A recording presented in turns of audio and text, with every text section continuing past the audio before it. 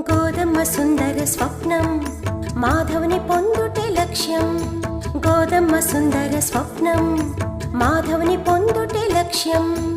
భక్తితో రచించే పాసురాలను లోకానికి మోక్ష సాధకాలను. పాశుర సంకీర్తనం భక్తికే సాధనం. వైకుంఠ మార్గం మోక్ష సాధకం. తిరుపావై ప్రబంధం తిరుపావై ప్రబంధం.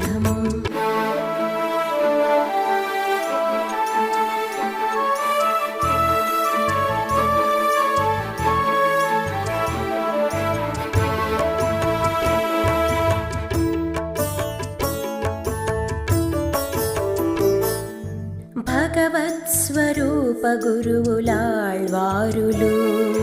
మహాలక్ష్మి రూపమే శ్రీ ఆండాళ్ళు.